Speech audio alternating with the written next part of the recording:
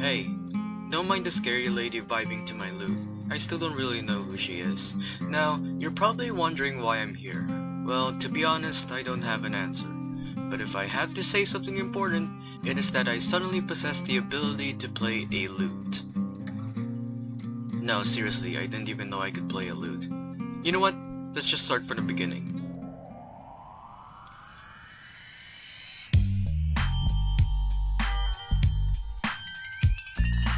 Mortal Shell. What better game is there to play in a time of pure Soulslikes? A Soulslike. What better Soulslike is there to play when you could just play an official Souls game? A Soulslike. I have my boundaries.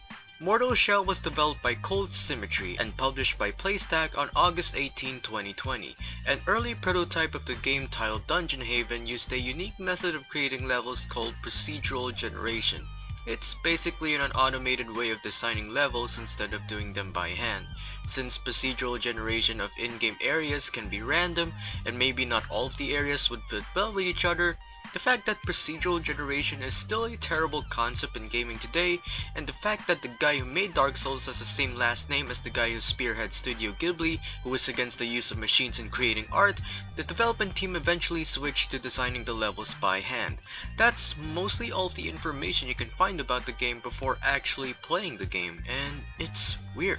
If you look up the game's Wikipedia page, there's barely any info about the game, especially in the gameplay section. It only says Mortal Shell is a third-person action role-playing game focused on melee combat where players control one of several shell characters with different playstyles. Sure, that's the whole gist of the game, but the actual game goes a little deeper than that one sentence.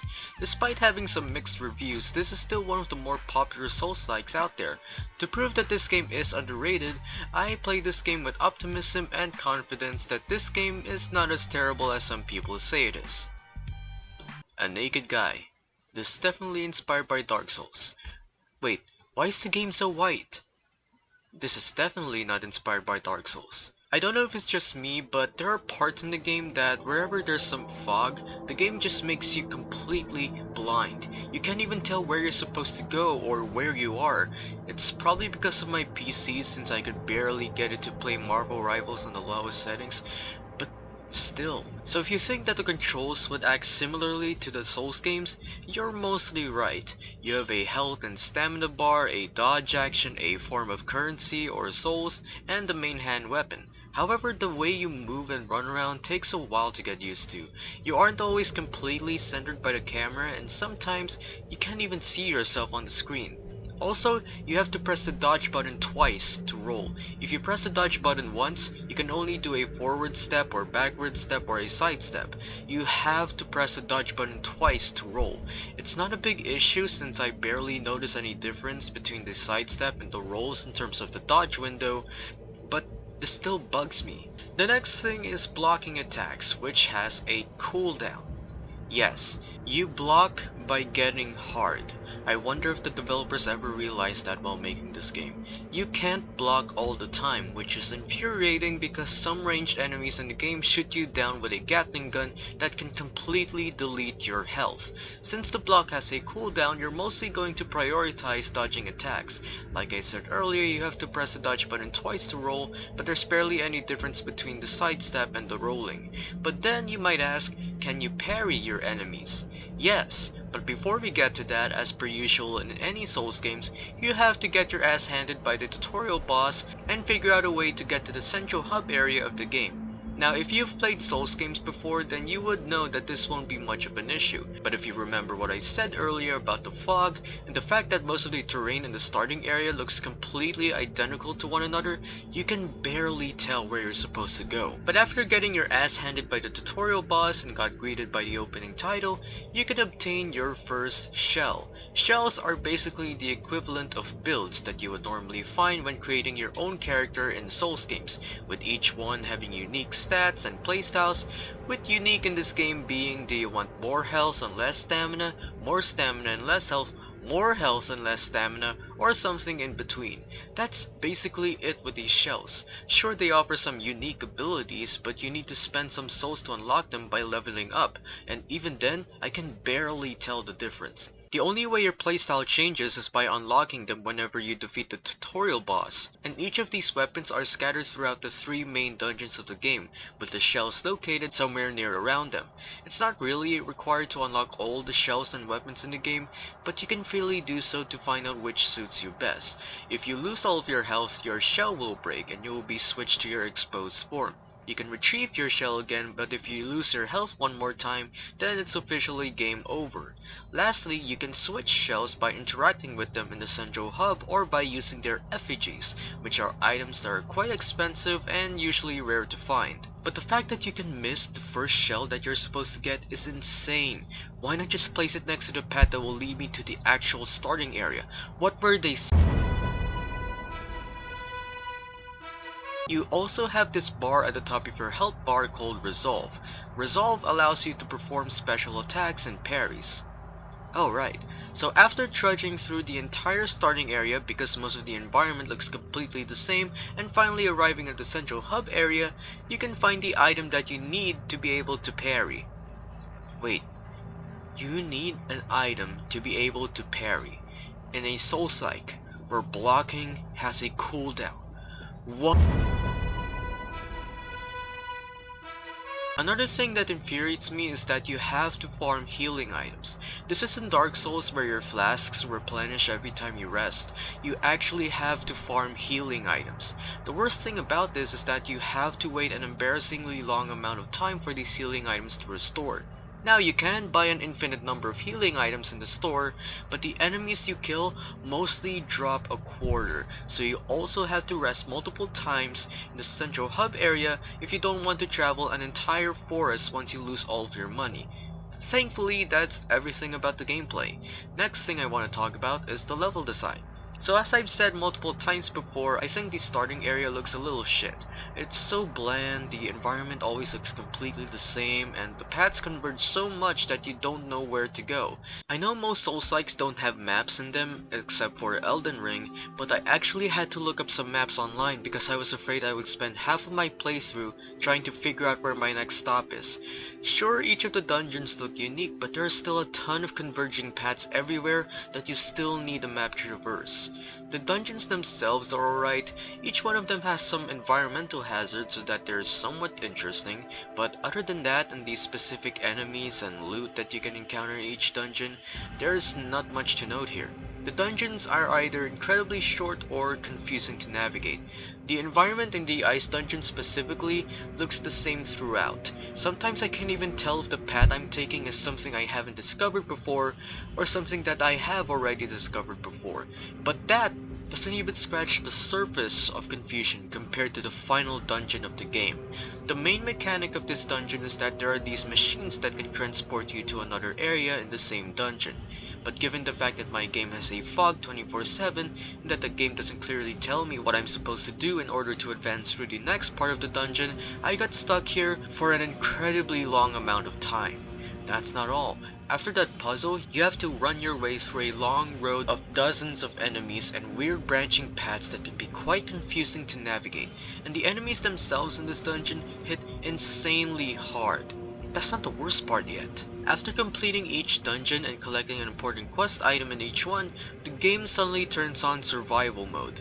During this phase, you have to make your way back to the hub area while surviving through a much darker version of each area, filled with enemies that will stop you no matter what, because most of the time, you won't see them coming because there's no telling where they are. These enemies will grapple you into this animation, and it is annoying that in 99% of your runbacks, this will happen over and over again.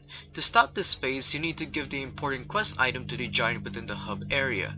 Eventually, if you keep collecting and returning important quest items, an NPC will appear in the hub area, and through him, you can start this dark phase again. Now, why would you do that? Apparently, you can find a much stronger version of a mini-boss that you can encounter in the starting area, and not just one, but multiple of them. Now,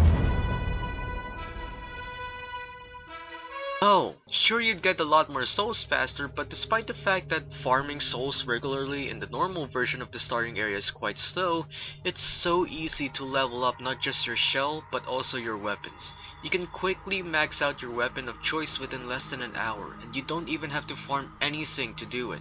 So why would you go out of your way to start fighting stronger versions of enemies you've already faced before, when you would mostly be fighting for your life? Oh, that's right, New Game Plus exists. The enemies themselves look like your standard Dark Souls enemies, but most of their attacks are so easy to telegraph and analyze, but at least all of them look pretty unique. The good thing about these enemies is that they don't follow you for a really long distances, despite the fact that most of the areas here are quite close to each other. Now, it wouldn't be a Soulslike without its bosses.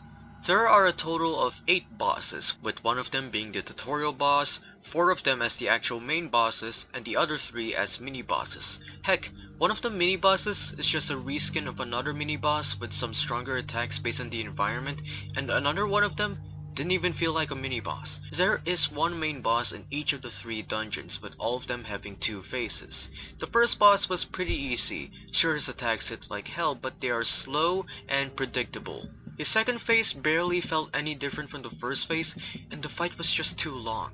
The next boss is Discount Artorias of the Abyss. I didn't like this one. Most of the time you just have to wait for the boss to attack, because most of the time he will just slide across the room like Michael Jackson. You essentially just have to be patient, wait for him to get close, and then attack. There's not a ton of gimmicks in this fight, but it certainly felt like a gimmick fight. Although this boss certainly gave more of a challenge than the last boss. Next we have General Grievous. Honestly, my favorite boss in the game. He's such a unique design and was a fairly challenging boss. You can't be too far from him or he'll just shoot you down. You have to be up close and personal, but while doing so, you have to be careful when to attack or to dodge. His attacks are quite fast and deadly, so you'll probably have a hard time trying to analyze his moves. Thankfully, the second phase isn't that difficult since you kill the smaller version of himself which does the range attacks. Still, his attacks are fast, but overall I really like this boss. What I didn't like was going up to fight him and going out of the dungeon to get to the final boss. Speaking of the final boss, I didn't like it. He just has a crap ton of health and very few unique attacks. The second phase just felt clunky. Once the boss flies to the air, a giant roll pool appears in the center and everyone, including the minions that spawn in, gets sucked into it. If the minions ever get sucked by the whirlpool, the boss restores health. Now, that is an interesting concept, but the way you try to move around and kill the minions here felt weird. Also, the minions here were more challenging than the actual boss. Sure, the boss itself hits hard, but the minions can gang up on you and attack you relentlessly. You would lose most of your health within seconds. So, that's all of the bosses in the game. Now, how many tries did it take for me to kill all of them?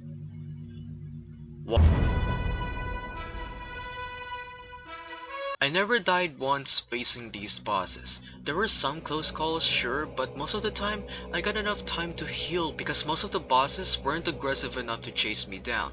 By the time they're about to attack, I've already recovered most of my health. That's about it for this game. Honestly, I can see the vision.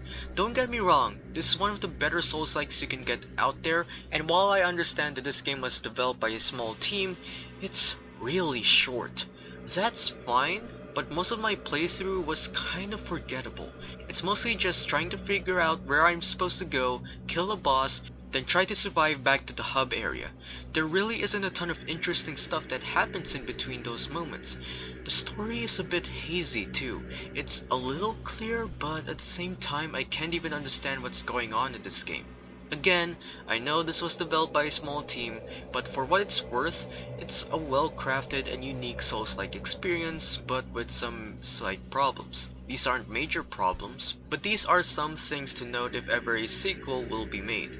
It has an interesting concept, and it would be a shame if this just gets left in the dust. Overall, Mortal Shell is one of the better Souls-likes you can get, and while it is fairly short and may or may not be worth the time, it's still a fun game that could take a while to get used to, but it isn't as difficult as some people say it is.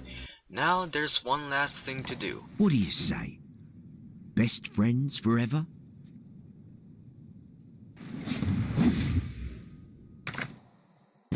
Come on then. take a seat and have a drink. We can watch life pass on by.